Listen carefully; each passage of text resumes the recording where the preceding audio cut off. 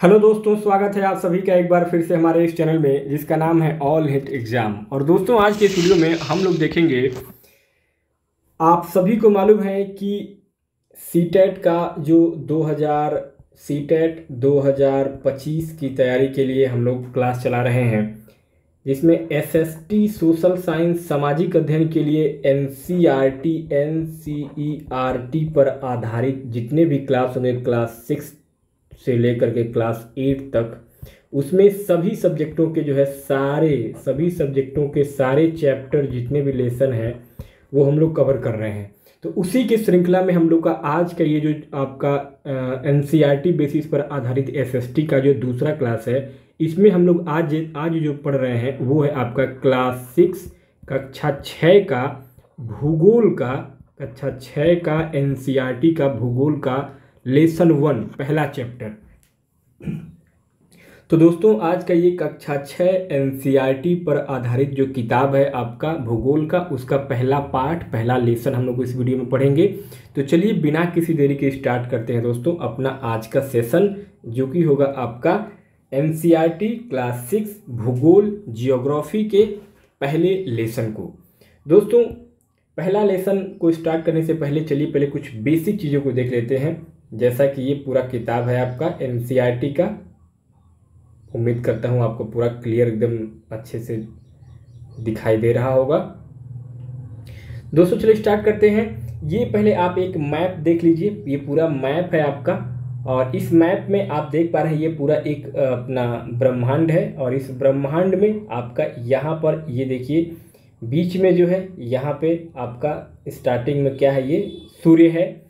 सूर्य के बाद आपका यहाँ पे पृथ्वी है, ये पृथ्वी के बाद आपका ये मंगल ग्रह है, उसके बाद यहाँ पे आपका ये बुध है, फिर उसके बाद से आपका यहाँ पे शुक्र है, उसके बाद यहाँ पे शनि है, ये ग्रह आपका बृहस्पति है, ये ग्रह आपका नेपच्यून है, लास्ट में सबसे छोटा प्लूटो है, और यहाँ पे ये जो है आपका यूरेनस है। ये आपने एक ब्रह्मांड को देख लिया। अब हम लोग देखते हैं यहाँ पे सौर मंडल में पृथ्वी। सौर मंडल में पृथ्वी की कैसे है सौर मंडल में पृथ्वी, ये पूरा देखते हैं। दोस्तों स्टार्ट करते हैं। सूर्यास्त के बाद आकाश को देखना कितना अच्छा लगता है, वाकई में बहुत अच्छा लगता है। आसमान में पहले 1 या 2 चमकते बिंदु ही दिखते हैं, लेकिन बाद में इनकी संख्या बढ़ती जाती है। आप उनकी गणना नहीं कर सकते। संपूर्ण आकाश छोटी छोटी चमकदार वस्तुओं से भर जाता है, जिनमें से कुछ चमकीले होते हैं एवं कुछ धुंधले होते हैं। ऐसा प्रतीत होता है मानो आकाश में हीरे जड़े हों। इनमें से कुछ टिमटिमाते प्रतीत होते हैं, लेकिन अगर आप उनको ध्यान से देखेंगे तो आप पाएंगे कि इनमें से कुछ की टिमटिमाहट अन्य से अलग है। ये बिना किसी टिमटिमाहट के चंद्रमा के समान चमकते हैं, बिना किसी टिमटिमाहट के अन्य से अलग होते हैं, और ये बिना किसी टिमटिमाहट के चंद्रमा के समान चमकते हैं। इन चमकीली वस्तुओं के साथ आप लगभग प्रतिदिन चंद्रमा को भी देखते हैं। यह अलग अलग समय पर अलग अलग आकार तथा अलग अलग स्थितियों में दिखाई पड़ते हैं। दोस्तों, आप पूर्ण चंद्र को लगभग 1 महीने में 1 बार देख सकते हैं, यानी कि पूरा चंद्रमा आप 1 महीने में 1 बार देखते हैं। और यह पूर्ण चंद्रमा वाली रात को हम पूर्णिमा कहते हैं। जिस रात को चंद्रमा पूरा गोल दिखाई देता है उस रात को पूर्णिमा कहते हैं। और ठीक 15 दिन के बाद आप इसे नहीं देख सकते। यह नए चंद्रमा की रात्रि यानी कि अमावस्या की रात्रि होती है। यानी अमावस्या की रात्रि में जो है चंद्रमा बिल्कुल नहीं दिखाई देता है, पूरी रात एकदम काली होती है, तो उसी को अमावस्या की रात कहते हैं। और ऐसी रात में अगर आसमान साफ है तो आप आसमान का अवलोकन अच्छी तरह से कर सकते हैं। दोस्तों, जब हम लोग छोटे थे, बचपन में हम लोग जब छत पे सोया करते थे, तो छत पर सोने पर हम लोग जब आकाश में देखते थे तो चंद्रमा के साथ साथ कितने छोटे छोटे जो है वो तारों को हम लोग देखते थे। उसी में एक सबसे ज़्यादा चमकीला जो तारा होता था उसको हम लोग शुक्र तारा कहते हैं। तो ये पूरा जो है दोस्तों, ये पूरा जो किताब हम लोग पढ़ रहे हैं, इसी किताब के एक एक लाइन में से प्रश्न पूछा जाता है सभी प्रकार के कंपटीशन एग्जाम में। तो आप लोग ये मत देखिएगा, ये मत सोचिएगा कि बस हम लोग नॉर्मली किताब पढ़ रहे हैं। ये किताब नहीं पढ़ रहे हैं, ये हम लोग तैयारी कर रहे हैं और इसी में से आपके सारे प्रश्न पूछे जाते हैं सभी कंपटीशन एग्जाम में। चाहे आप सीटेट की तैयारी करते हो, यूपी टेट की तैयारी करते हो, या किसी भी राज्य के टेट परीक्षा की तैयारी करते हो, या फिर किसी भी कंपटीशन एग्जाम की तैयारी करते हो, इसी में से ही प्रश्न आते हैं। इसीलिए हम लोगों को एक एक लाइन बड़े बारीकी से और बड़े ध्यान से पढ़ने की ज़रूरत है मेरे मित्रों। चलिए आगे बढ़ते हैं। अगला अपना पॉइंट कह रहा है कि क्या आपको इस बात पर आश्चर्य नहीं होता कि हम दिन के समय चंद्रमा एवं इन सभी छोटी चमकीली वस्तुओं को क्यों नहीं देख पाते? ऐसा इसलिए है क्योंकि सूर्य के अत्यधिक तेज प्रकाश के कारण रात के समय चमकने वाली वस्तुओं को हम दिन में नहीं देख सकते हैं। देखिए यहाँ पे प्रश्न में पूछा जा रहा है और इसी प्रश्न में आपका उत्तर भी मिल जा रहा है, इसीलिए लाइन बाय लाइन आपको पढ़ना और समझना सबसे ज़्यादा जरूरी है दोस्तों। चलिए अगला लाइन कह रहा है, सूर्य, चंद्रमा तथा वे सभी वस्तुएं जो रात के समय आसमान में चमकती हैं उन्हें हम क्या कहते हैं? खगोलीय पिंड कहते हैं। अगर आपसे प्रश्न पूछा जाए कि खगोलीय पिंड किसे कहते हैं, तो किसे कहेंगे खगोलीय पिंड? सूर्य, चंद्रमा और वे सभी वस्तुएं जो रात के समय आसमान में चमकती हैं उसे हम खगोलीय पिंड कहते हैं। चलिए आगे बढ़ते हैं। आगे अपना जो कह रहा है पैराग्राफ की कुछ खगोलीय पिंड बड़े आकार वाले तथा गर्म होते हैं। ये गैसों से बने होते हैं। जो खगोलीय पिंड होते हैं वो किसके बने होते हैं? गैसों के बने होते हैं खगोलीय पिंड। इनके पास अपनी ऊष्मा तथा अपना प्रकाश होता है जिसे वे बहुत बड़ी मात्रा में उत्सर्जित करते हैं और इन खगोलीय पिंडों को ही तारा कहा जाता है। और सूर्य क्या है? सूर्य भी एक प्रकार का तारा है। बहुत इंपॉर्टेंट लाइन है दोस्तों, यहाँ तक आपको बहुत अच्छे से समझ में आ गया होगा। अब चलिए इसका एक बुलेट पॉइंट जो इसका है, ये इसका बुलेट पॉइंट हम लोग चलिए देख लेते हैं कि आओ कुछ करके देखें। इसमें देखिए आपको आवश्यकता होगी किस चीज़ों की? एक टॉर्च लीजिए और एक सादा कागज, पेंसिल तथा एक सुई की ज़रूरत है। पहले स्टेप में आपको क्या करना है? कागज के बीचों बीच में टॉर्च को इस प्रकार रखें कि उसका कांच कागज से सटा रहे, यानी कागज को एकदम चिपका करके आप जब टॉर्च पे सटाएंगे उसके बाद आप टॉर्च के कांच के चारों तरफ एक वृत्त खींचिए, यानी कि एक लाइन खींच दीजिए। अब कागज पर वृत्त के क्षेत्र में सुई से छोटे छोटे छेद करिए। उसके बाद अब कागज के छिद्रित वृत्तीय भाग को कांच पर सामने की तरफ रखिए तथा टॉर्च के चारों ओर कागज को लपेट करके रबर बैंड लगा दीजिए। अब ध्यान रखें कि टॉर्च की स्विच कागज के बाहर रहे। आगे कह रहा है, देखिए बिल्कुल आपको ऐसा ही महसूस होगा जैसे कि आप एकदम आकाशगंगा में हैं, यानी कि आप आसमान में हैं। आगे कह रहा है कि अंधेरे कमरे में एक सादी दीवार की ओर मुंह करके इस टॉर्च को लेकर कुछ दूरी पर खड़े हो जाइए। दूसरी सभी बत्तियों को बंद कर देने की, सारे लाइट को बुझा दीजिए। अब टॉर्च की रोशनी को दीवार पर डालिए।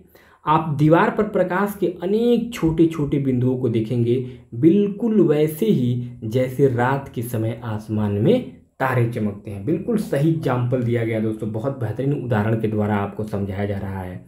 आगे देखिए, अब कमरे की सभी बत्तियों को जला दीजिए। प्रकाश के सभी बिंदु जो है वो लगभग गायब हो जाएंगे। सेम ऐसे ही जैसे कि जब सूर्य उदय होता है तो दिन में सारे तारे गायब हो जाते हैं। क्यों? क्योंकि सूर्य का प्रकाश इतना तेज है कि उसके सूर्य के प्रकाश के आगे सारे तारों का जो प्रकाश है वो नगण्य हो जाता है, गायब हो जाता है।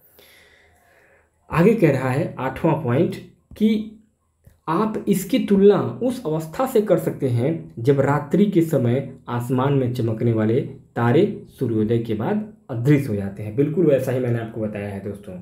चलिए आगे, अब अगला पॉइंट अपना कह रहा है, क्या कह रहा है दोस्तों? अगला पॉइंट अपना कह रहा है कि रात के समय चमकने वाले अनेक तारे, रात के समय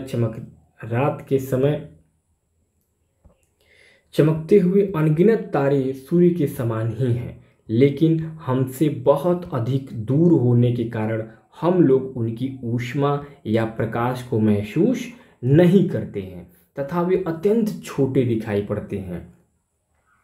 आपने अवश्य ध्यान दिया होगा कि कुछ दूरी से देखने पर सभी वस्तुएं छोटी दिखाई पड़ती हैं। अत्यधिक ऊंचाई पर उड़ रहा हवाई जहाज कितना छोटा दिखाई देता है।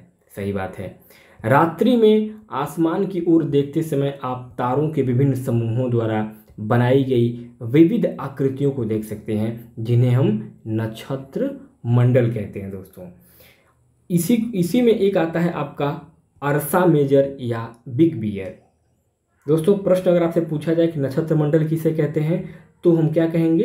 रात्रि में आसमान की ओर देखते समय आप तारों के जो विभिन्न समूहों को देखते हैं और उन तारों के विभिन्न समूहों के द्वारा बनाई गई विभिन्न प्रकार की आकृतियों को देखते हैं, इसी को हम नक्षत्र मंडल कहते हैं। आगे चलिए, अर्सा मेजर या बिग बियर। दोस्तों, सीटेट में ये क्वेश्चन आपका आ चुका है, अर्सा मेजर और बिग बियर के बारे में। अर्सा मेजर या बिग बियर इसी प्रकार का एक क्या है? नक्षत्र मंडल है। बहुत आसानी से पहचान में आने वाला नक्षत्र मंडल होता है। अब इसमें कौन कौन सा होता है, चलिए आपको दिखाते हैं।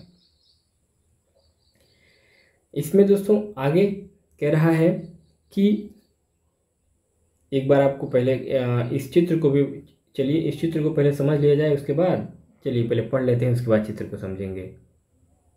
चलिए, अब कह रहा है आगे कि अर्सा मेजर या बिग बियर इसी प्रकार का एक नक्षत्र मंडल है। अर्सा मेजर और बिग बियर क्या है? इसी प्रकार का एक नक्षत्र मंडल है। हम बहुत आसानी से पहचान में आने वाला नक्षत्र मंडल है, जैसे कि सप्तऋषि, यानी कि सप्त मतलब सात और ऋषि मतलब संत, यानी कि 7 संतों का एक समूह, जिसको हम सप्तऋषि कहते हैं। यह 7 तारों का एक समूह होता है, जो कि नक्षत्र मंडल अर्सा मेजर का भाग है।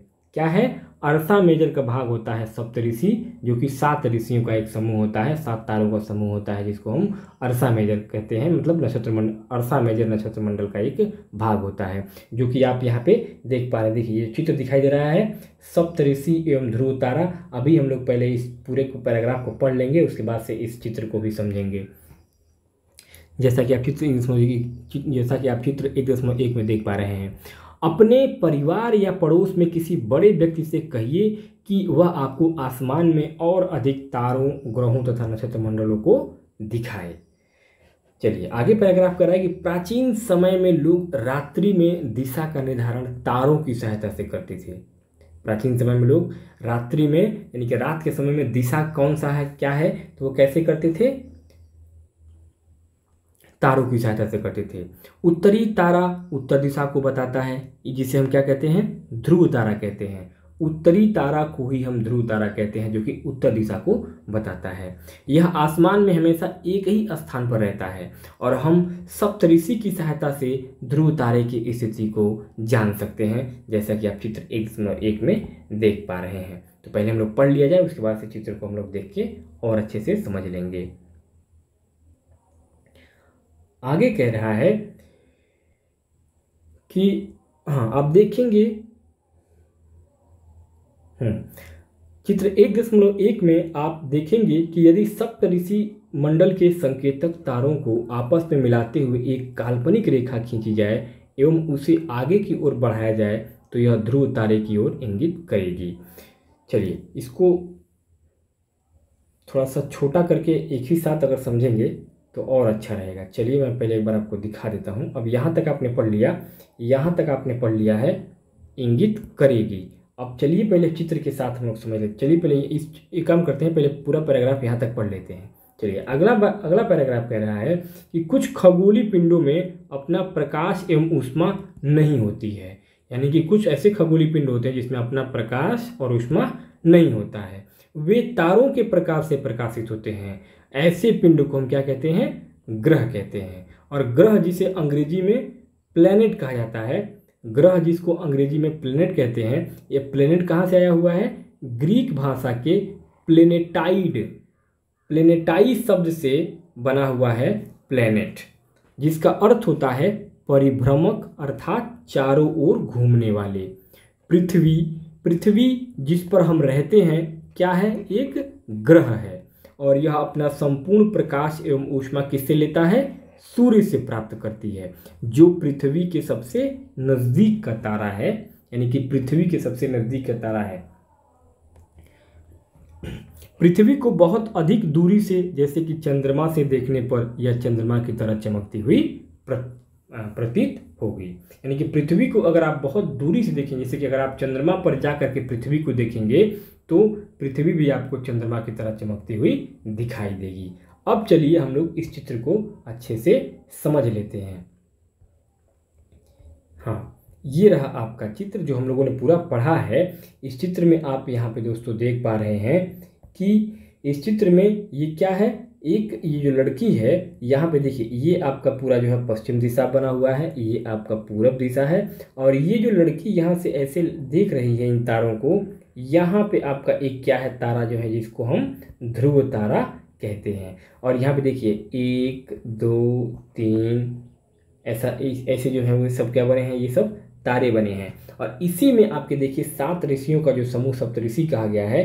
1 तारा, 1 2 तारा, 3 तारा, 4 तारा, 5 तारा, 6 तारा और 7 तारा। तो इन्हीं सप्तऋषि यानी कि इन्हीं 7 ताराओं के समूह को हम क्या कहते हैं, सप्तऋषि कहते हैं। जैसा कि आप यहाँ पे पढ़े हैं, सप्तऋषि 7 ताराओं का समूह, जो कि क्या है, एक नक्षत्र मंडल है, यानी कि संकेतक तारे हैं। और इन्हीं में इसी का एक भाग है आपका अर्सा मेजर का भाग, जो कि आप यहाँ पे चित्र 1.1 में यहाँ पे आप देख पा रहे हैं। तो चित्र को आपने अच्छे से समझ लिया, देख लिया। अब चलिए आगे बढ़ते हैं।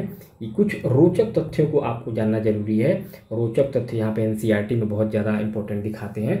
देखिए कुछ रोचक तथ्य क्या कर रहा है कि जैसे कि बृहस्पति, शनि तथा यूरेनस के चारों ओर छल्ले हैं। बिल्कुल सही बात है। जो बृहस्पति ग्रह है उसके चारों ओर क्या है, छल्ला है, यानी कि रिंग टाइप का है। और फिर शनि भी जो ग्रह है उसके चारों तरफ भी छल्ला है, और यूरेनस जो ग्रह है उसके चारों तरफ भी एक छल्ला है। और ये छल्ले विभिन्न पदार्थों के असंख्य छोटे छोटे पिंडों से बनी पट्टियाँ होती हैं। ये जो छल्ले होते हैं ये क्या है, विभिन्न असंख्य शक्तिशाली छोटे छोटे पिंडों से बनी पट्टियाँ होती हैं। पृथ्वी से इन छल्लों को शक्तिशाली दूरबीन की सहायता से देखा जा सकता है। यानी कि अगर आपको शनि, बृहस्पति और यूरेनस ग्रह के चारों ओर के जो छल्ले हैं उसको देखना हो तो आप पृथ्वी पर जो सबसे जो शक्तिशाली जो दूरबीन है उसकी सहायता से आप उसके चारों के छल्लों को देख सकते हैं। चलिए अब दोस्तों बढ़ते हैं नेक्स्ट अपना ये जो अगला हमारा पेज है, इस पेज को दोस्तों आपको समझना सबसे ज़्यादा ज़रूरी है। चलिए पहले हम क्या करते हैं, इसको पहले छोटा करते हैं। सौर मंडल में हमारी पृथ्वी कैसी है ये आपको देखना इस चित्र में बहुत ज़रूरी है दोस्तों। देखिए ये दोस्तों यहाँ पे आप थोड़ा सा इसको अपना रोटेट कर लीजिएगा अपने हिसाब से। यहाँ पे आप अपना थोड़ा सा रोटेट कर लीजिएगा स्क्रीन को। देखिए यहाँ पे दोस्तों हमारे पास क्या है, ये एक चित्र है और इस सौर मंडल में हमारे पृथ्वी की पूरी स्थिति को यहाँ पे दर्शाया जा रहा है। देखिए सबसे पहले आपको देखना है यहाँ पे क्या है, ये हमारा सूर्य है और सूर्य के सबसे नज़दीक वाला जो ग्रह है वो कौन सा है हमारा, ये छोटा सा, ये बुध ग्रह है जिसको हम मरकरी कहते हैं। और ये कितना है, ये इसका जो है ये आपका पृथ्वी से कितनी दूरी पर है, पृथ्वी अपने अक्ष पर लगभग कितने दूरी में घूमती है दोस्तों। देखिए मरकरी जो है हमारा यहाँ पे 58, इसके बाद बुध के बाद से हमारा उसके सबसे नज़दीक जो हमारा ग्रह होता है सूर्य के नज़दीक वो हमारा बुध होगा। उसके बाद यानी कि इस दूसरी लाइन में हमारा जो दूसरा सबसे नज़दीक का ग्रह होगा सूर्य के नज़दीक का वो क्या होगा, शुक्र होगा जिसको हम वीनस कहते हैं। बुध और शुक्र के बाद जस्ट तीसरी लाइन में यहाँ पे हमारा पृथ्वी ग्रह आता है, अर्थ जिसको हम पृथ्वी बोलते हैं, जो हमारा ग्रह है जिस पे हम सभी मानव रहते हैं। इसके बाद अब सबसे पहले बुध, उसके बाद शुक्र और तीसरी लाइन में हमारा पृथ्वी है और चौथे लाइन में हमारा आता है सूर्य के नज़दीक सबसे नज़दीक तारों में मंगल ग्रह आता है। इसके ये चारों जो ग्रह हैं यानी कि बुध, शुक्र, पृथ्वी और मंगल, इन्हें हम क्या कहते हैं, क्षुद्र ग्रह कहते हैं। क्योंकि ये जो पट्टी बनी हुई है, ये जो पट्टी आप देख पा रहे हैं, इस पट्टी के अंदर जो है ये सारे तारे हैं, इस पट्टी के अंदर हैं। अब सूर्य से सबसे जो बाहर के तारे होते हैं जिसको हम बाह्य तारा बोलते हैं, तो बाह्य तारों में आपका सबसे पहला तारा आता है आपका जुपिटर यानी कि बृहस्पति।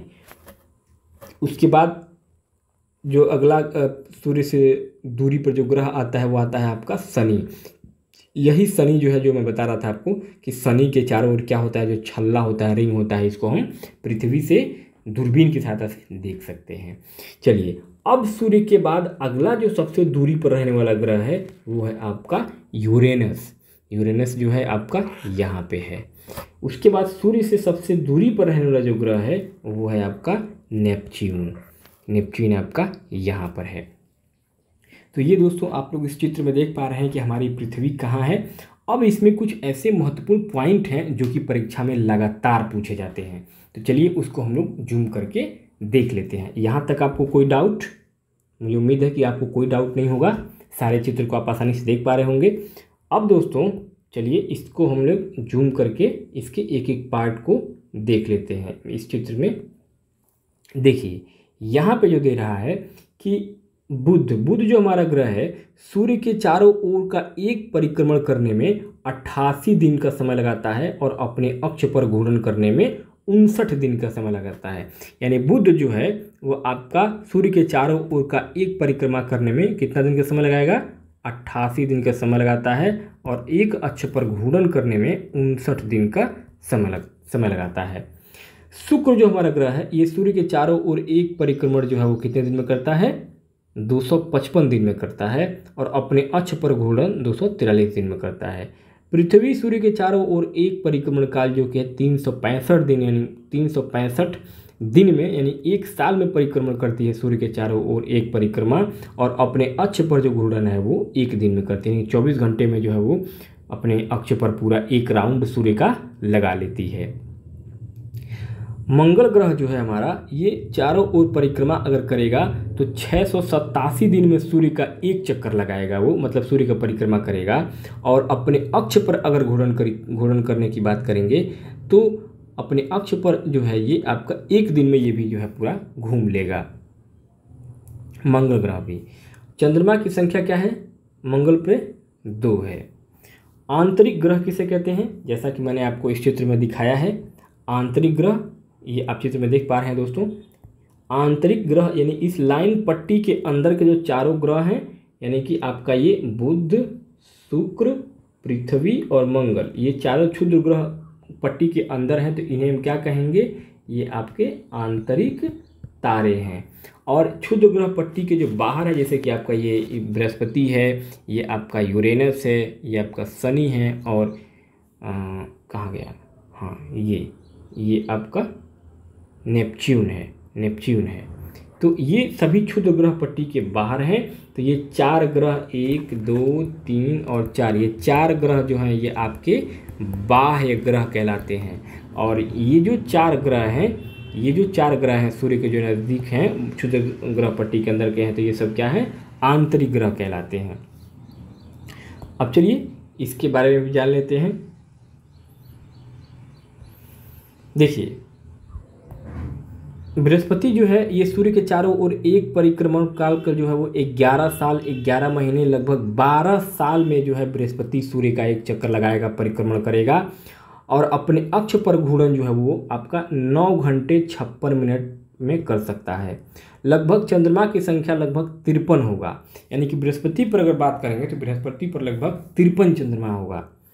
शनि क्या है, शनि जो है सूर्य के चारों ओर एक परिक्रमा 29 साल में करेगा। शनि जो है चूँकि जितना ही दूरी पर होगा उतना ही लंबा समय लगेगा उसको घूमने में। तो शनि जो है सूर्य के चारों ओर एक परिक्रमा 29 साल 5 महीने में करेगा, और अपने अक्ष पर जो घूर्णन है वो कितने दिन में करेगा, वो 10 घंटे 40 मिनट में 10 घंटे 40 मिनट में वो अपने अक्ष पर एक घूर्णन कर लेगा। और इस पर जो चंद्रमा की संख्या होगी लगभग वो भी लगभग 53 चंद्रमा होगा शनि का भी। बाह्य ग्रह किसे कहते हैं दोस्तों?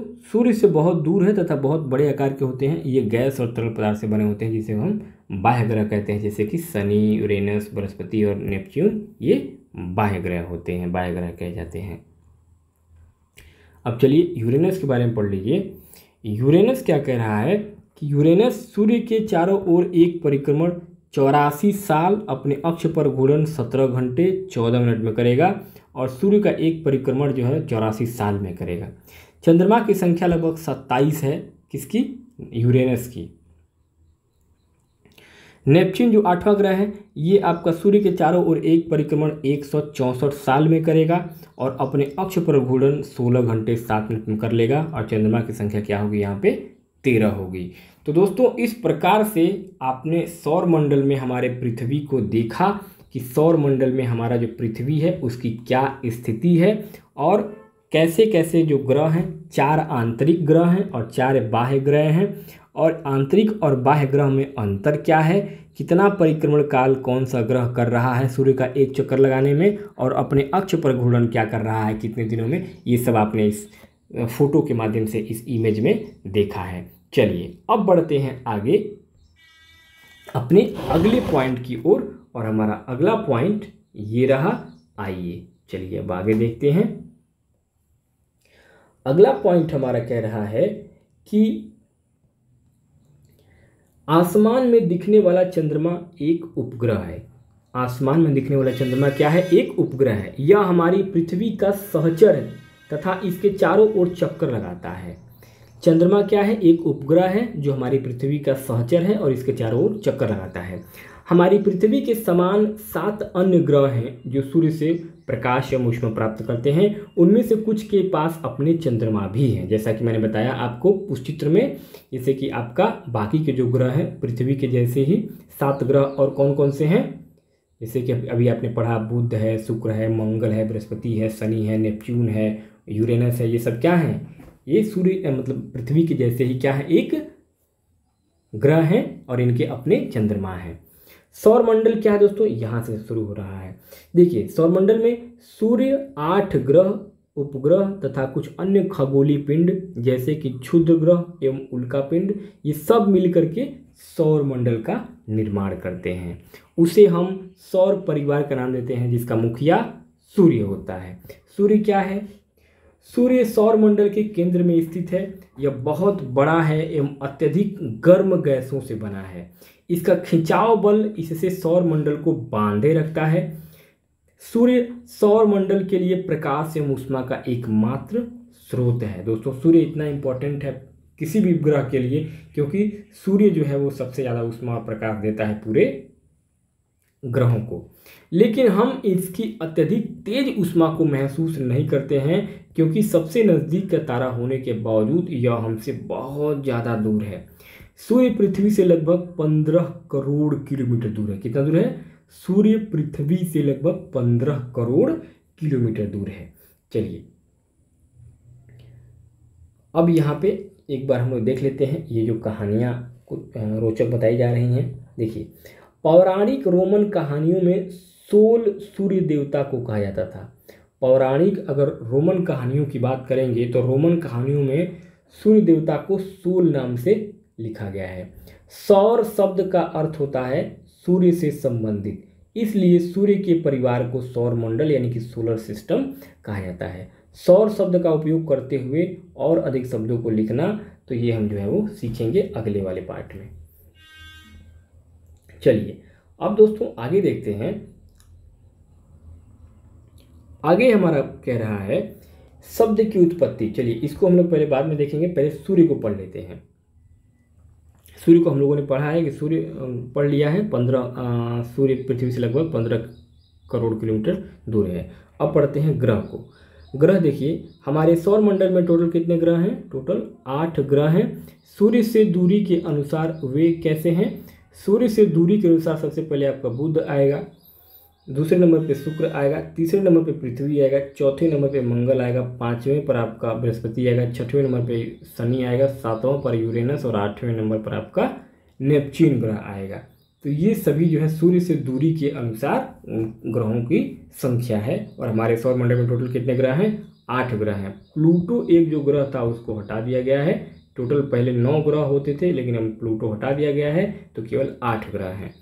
सूर्य से उनकी दूरी के अनुसार अंग्रेजी में ग्रहों के नाम याद रखने के लिए आपको ये तरीका याद करना होगा। देखिए, my very efficient mother just serve us nuts, यानी एम से आपका मरकरी हो जाएगा, वी से आपका विनस हो जाएगा, ई से आपका अर्थ हो जाएगा यानी पृथ्वी, एम से आपका मार्स हो जाएगा मंगल, जेड से आपका जुपिटर हो जाएगा बृहस्पति, यस से आपका सटायर हो जाएगा शनि, और यू से यूरेनस हो जाएगा, और एन से आपका नेपच्यून हो जाएगा। तो ये आपका माई very efficient mother just served us nuts, ये जो आपका एक तरीका है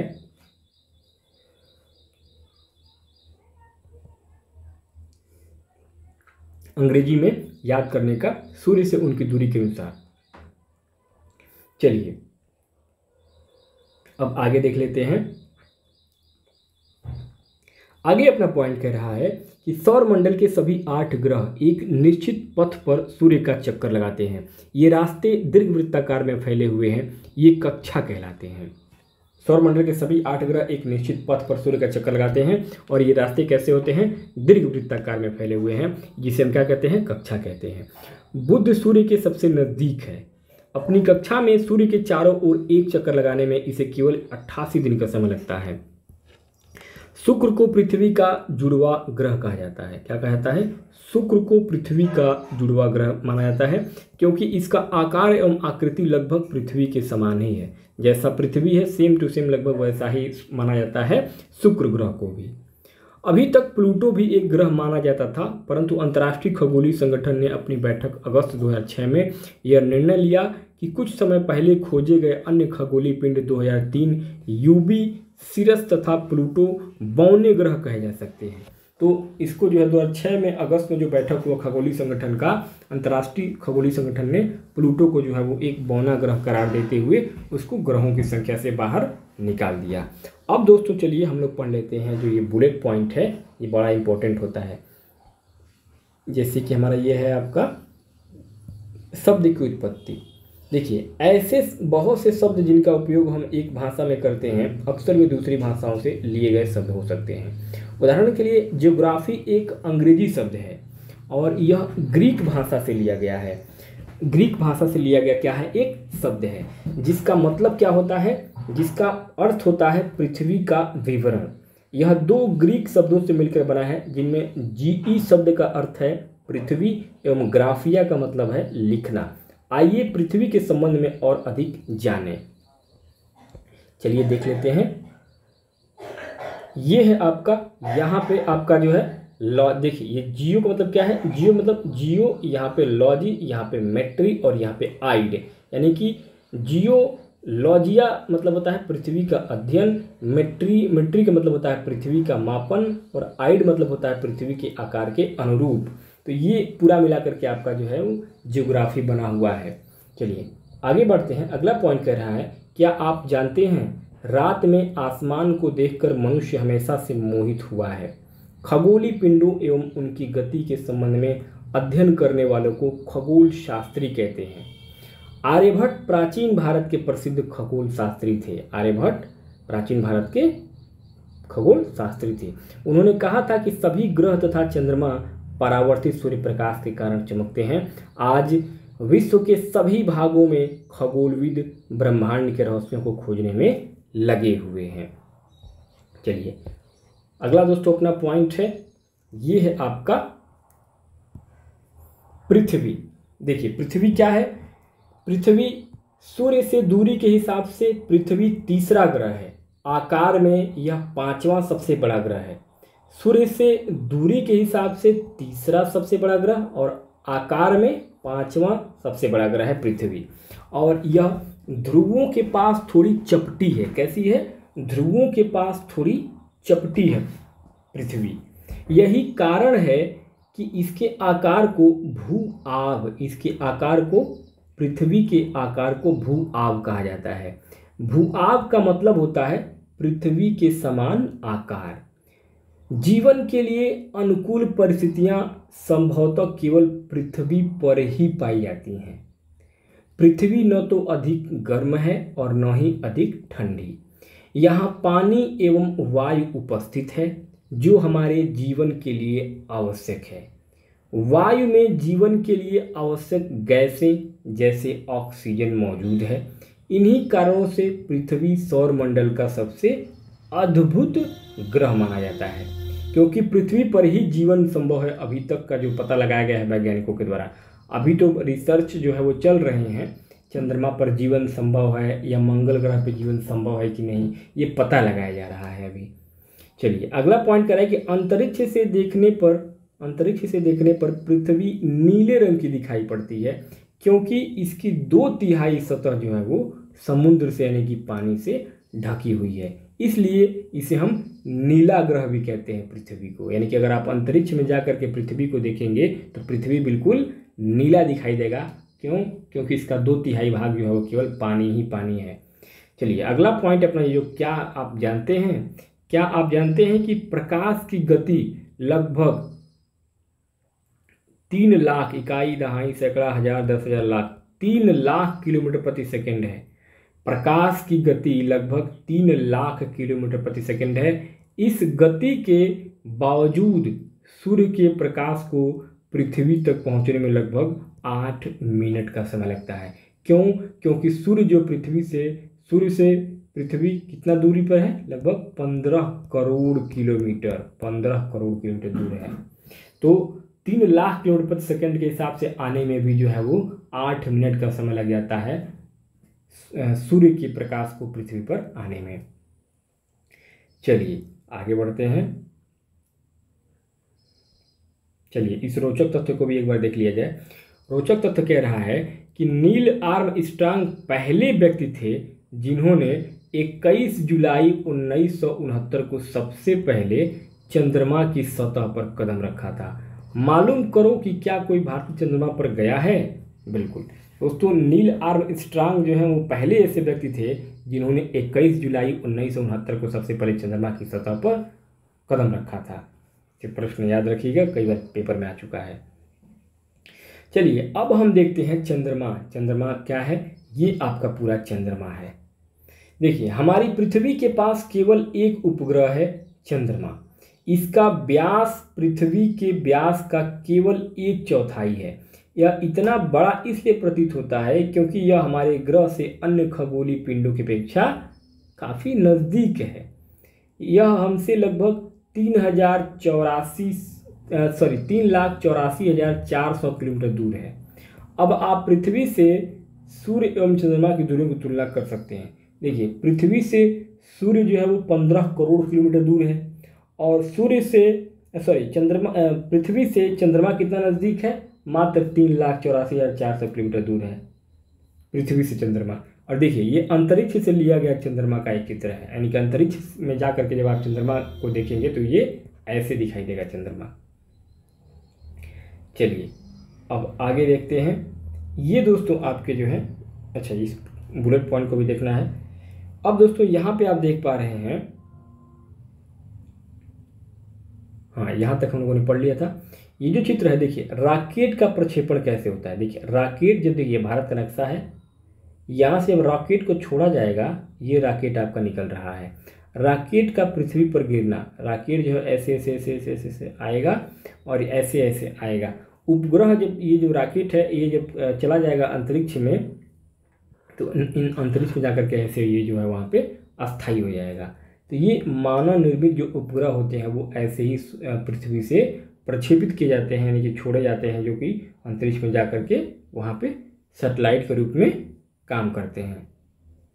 चलिए अब देखते हैं आगे। अपना अगला बुलेट पॉइंट कह रहा है कि उपग्रह क्या है। उपग्रह एक खगोलीय पिंड है जो ग्रहों के चारों ओर उसी प्रकार चक्कर लगाता है जिस प्रकार ग्रह सूर्य के चारों ओर चक्कर लगाते हैं।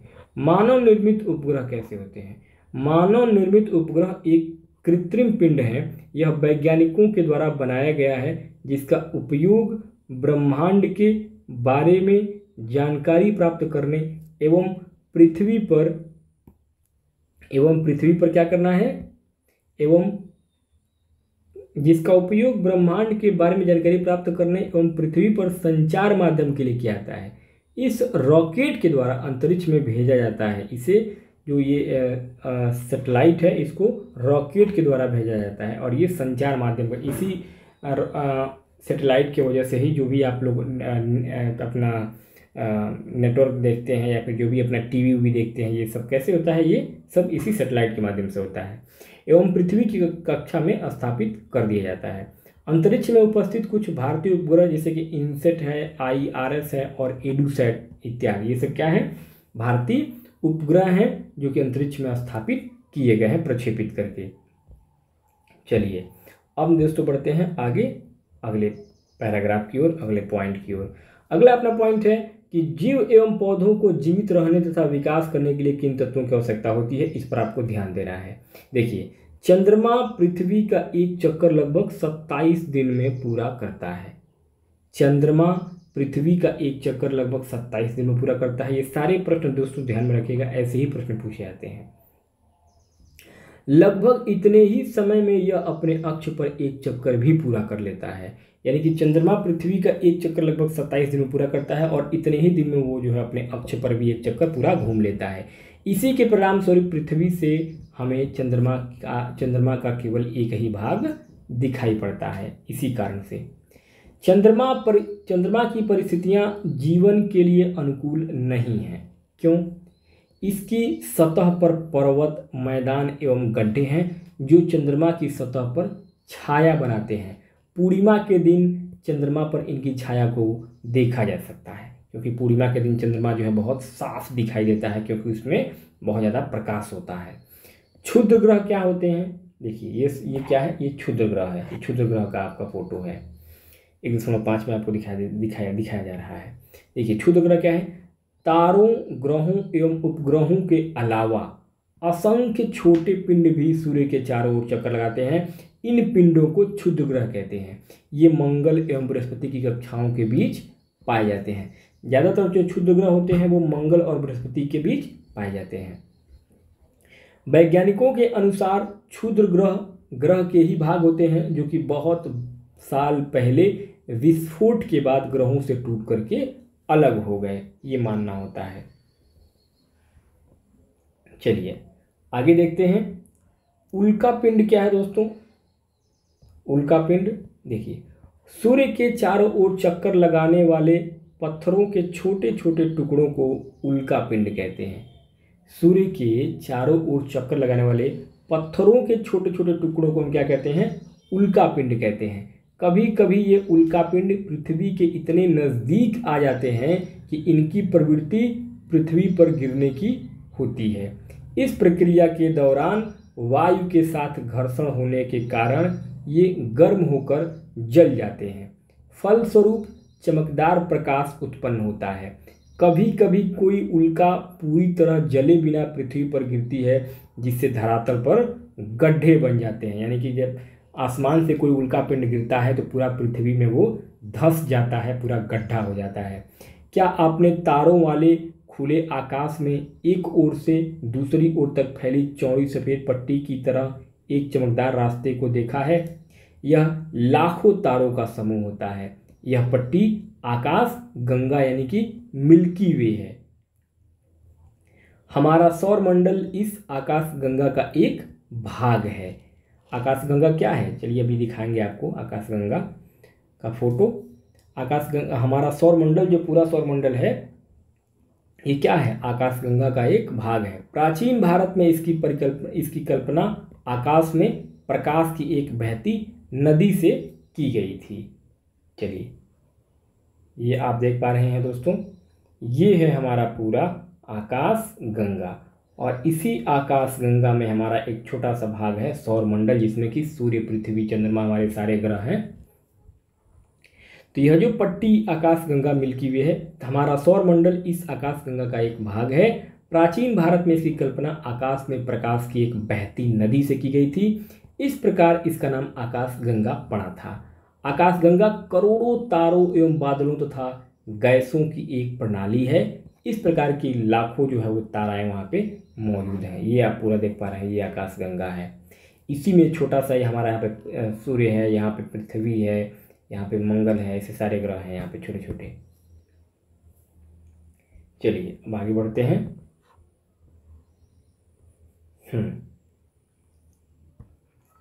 आकाश गंगाएं मिलकर ब्रह्मांड का निर्माण करती हैं। तो ऐसे ऐसी जो आकाश गंगाएं हैं, तो ये आकाश गंगाएं जो है मिलकर के किसका निर्माण करती हैं? ब्रह्मांड का निर्माण करती हैं। और ब्रह्मांड की विशालता की कल्पना करना अत्यधिक कठिन है, क्योंकि ब्रह्मांड कितना बड़ा है इसका कल्पना करना बहुत मुश्किल है। वैज्ञानिक अभी भी इसके बारे में अधिक से अधिक जानकारी एकत्र करने में लगे हुए हैं, जुटे हुए हैं। इसके आकार के संबंध में हमें कोई जानकारी नहीं है, लेकिन फिर भी हम जानते हैं कि हम सभी इसी ब्रह्मांड का एक हिस्सा हैं। चलिए अब समझिए कि आपका ब्रह्मांड क्या है। देखिए, क्या आप ब्रह्मांड के साथ अपना संबंध बता सकते हैं? आप पृथ्वी पर हैं तथा पृथ्वी सौरमंडल का एक भाग है। हमारा सौरमंडल आकाशगंगा यानी कि मिल्की वे का एक भाग है जो ब्रह्मांड का हिस्सा है। ब्रह्मांड से जुड़े इस तथ्य पर विचार कीजिए कि इसमें लाखों आकाशगंगाएं मौजूद हैं। इस चित्र में आपका स्थान कहाँ है? देखिए, ये आपका पृथ्वी है, ये आपका पूरा सौरमंडल है, ये आपका आकाशगंगा है और ये आपका ब्रह्मांड है। तो अब देखिए, आप अंदाज़ा लगाइए कि पूरा जो है ये कितना बड़ा भाग होगा, ये पूरा कितना बड़ा भाग होगा। तो दोस्तों, इस प्रकार से हम लोगों ने पूरा जो है वो ये चैप्टर पढ़ लिया है। अब यहाँ पे देखिए कुछ ऐसे आपको अभ्यास प्रश्न पूछे जा रहे हैं, जैसे कि यहाँ पे आपको एनसीईआरटी की द्वारा अभ्यास यानी कि जो भी चैप्टर पढ़ा है आपने, देखिए अब ऐसे प्रश्न पूछा जाएगा कि निम्नलिखित प्रश्न को उत्तर संक्षेप में दीजिए कि ग्रह और तारे में क्या अंतर है। ग्रह और तारे में क्या अंतर है हम लोगों ने पूरा पढ़ा हुआ है, इसका अंतर हम लोग बता सकते हैं। आगे है सौरमंडल से आप क्या समझते हैं दोस्तों, आप कमेंट बॉक्स में सारे आंसर बताइएगा, क्योंकि हम लोगों ने पूरा चैप्टर पढ़ा है। थर्ड है आपका सूर्य से उनकी दूरी के अनुसार सभी ग्रहों के नाम लिखिए। सूर्य से उनकी दूरी के अनुसार सभी ग्रहों का नाम हम लोगों ने चित्र में पढ़ा है। आगे पृथ्वी को अद्भुत ग्रह क्यों कहा जाता है, ये भी हमने पढ़ा है। हम हमेशा चंद्रमा के एक ही भाग को क्यों देख पाते हैं, ये भी हमने पढ़ा है। ब्रह्मांड क्या है, अभी अभी हम लोगों ने पढ़ा है। बाकी आगे जो है सही उत्तर का पहचान करना है यहाँ पे कि किस ग्रह को पृथ्वी के जुड़वा ग्रहों के नाम से जाना जाता है। दोस्तों सभी को मालूम है, अभी आपने पढ़ा है, शुक्र को। सूर्य से तीसरा सबसे नजदीक ग्रह कौन सा दोस्तों, सबसे पहले बुध, दूसरे नंबर पर शुक्र, तीसरे नंबर पे आपका पृथ्वी आता है, सूर्य से तीसरा सबसे ग्रह। ऐसे ही आगे का जो प्रश्न है दोस्तों पूछा जा रहा है कि सभी ग्रह सूर्य के चारों ओर किस प्रकार के पथ पर चक्कर लगाते हैं दोस्तों, तो वृत्तीय पथ पर लगाते हैं। ध्रुव तारे से किस दिशा का ज्ञान होता है, ध्रुव तारे से हमेशा उत्तर दिशा का ज्ञान होता है। क्षुद्र ग्रह किन कक्षाओं के बीच पाए जाते हैं, क्षुद्र ग्रह, तो क्षुद्र ग्रह जो है वो मंगल एवं बृहस्पति ग्रह के बीच पाए जाते हैं। ये सारा हम लोगों ने पढ़ा है चैप्टर में। अब खाली स्थान को भरना है। देखिए कह रहा है कि का समूह जो विभिन्न प्रतिरूपों का निर्माण करता है उसे क्या कहते हैं, तारों की एक बहुत बड़ी प्रणाली को हम क्या कहते हैं। तो ये सारे जो प्रश्न है भरने वाले ये हम लोगों ने पढ़े हुए हैं और उसी के बाद ये आपका पूरा आंसर दिया जा रहा है। आगे कह रहा है कि आइए कुछ करके देखते हैं। देखिए सौरमंडल का एक चार्ट आप बनाइए, सौरमंडल आपने जो पढ़ा है, छुट्टियों में एक तारामंडल को जा करके देखिए तथा वहाँ के अपने अनुभव को क्लास में बताइए। थर्ड है कि पृथ्वी और सौरमंडल पर एक क्विज प्रतियोगिता का आयोजन करिए, इससे भी आपको समझ में आएगा। आगे प्रश्न पूछा जा रहा है एनसीईआरटी के द्वारा कि देखिए यहाँ पे कह रहा है आइए खेलें। हिंदी में सूर्य को सूरज भी कहा जाता है। हमारे देश की विभिन्न भाषाओं में सूर्य के नामों का पता लगाएं, अपने मित्र, शिक्षक या पड़ोसी की मदद लें। दूसरा है कि आप मानव सौरमंडल का निर्माण करके मनोरंजन के लिए यह खेल खेल सकते हैं। प्रथम चरण में आपकी कक्षा के सभी छात्र इसे खेल सकते हैं। एक बड़े हॉल में या खेल के मैदान पर एकत्र हो जाएं। दूसरे चरण में आप मैदान में 8 वृत्त खींचें, जैसा कि आगे चित्र में दिया गया है। 5 मीटर लंबी रस्सी को लेकर के उस पर चौक या स्याही से प्रत्येक आधे मीटर पर एक चिन्ह लगाएं। केंद्र को चिन्हित करने के लिए वहां एक छोटी कील को रख दें। अब केंद्र में खड़े होकर रस्सी के सिरे को पकड़ें। इस तरीके से ये खेल में भी जो है आप देखिए ये पूरा जो आपका एक गोला बना हुआ है, जैसा कि आप देख पा रहे हैं इसमें। तो ये पूरा देखिए यहाँ पे ये सूर्य है, यहाँ पे बुध है, यहाँ पे शुक्र है, ये पृथ्वी है, ये मंगल है, ये बृहस्पति है, ये शनि है, ये यूरेनस है और ये नेपच्यून है। ये पश्चिम है, ये पूरब है, ये पूरा एक प्ले कार्ड है। इस प्ले कार्ड से आप जो है वो खेल सकते हैं, खेल में समझ सकते हैं कि सबसे लंबा, सबसे छोटा, सबसे दूरी पर कौन सा ग्रह है। तो दोस्तों इस प्रकार से हम लोगों ने इस वीडियो में पूरा आपका जो है NCERT बेसिस पर आधारित आज के इस वीडियो में हम लोगों ने जो देखा है वो आपका देखा है NCERT का क्लास 6 का कक्षा 6 का भूगोल का, यानी कि आपका जियोग्राफी का लेसन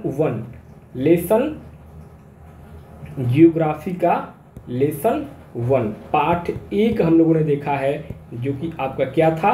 चलिए पाठ 1 हम लोगों ने पढ़ा, उसका नाम है सौरमंडल में पृथ्वी। ये हमारा आज का लेसन था, सौरमंडल में पृथ्वी, जो कि आपका NCERT का कक्षा 6 का जियोग्राफी का भूगोल का पहला पाठ था, पहला चैप्टर था, पहला लेसन था। तो दोस्तों ये वीडियो कैसा लगा है NCERT का, मुझे कमेंट बॉक्स में जरूर बताइएगा, क्योंकि इसी NCERT पर आधारित सारे प्रश्न पूछे जाते हैं आपके सभी प्रकार के कॉम्पिटिशन एग्जाम में, सारे प्रतियोगी परीक्षाओं में। अगर आप NCERT का किताब पढ़ लेंगे तो आपको कहीं भी और किसी किताब को पढ़ने की ज़रूरत नहीं पड़ेगी, ये मेरा दावा है आपसे। तो दोस्तों इसी के साथ इस वीडियो को भी समाप्त करते हैं। बहुत बहुत धन्यवाद हमारे साथ बने रहने के लिए।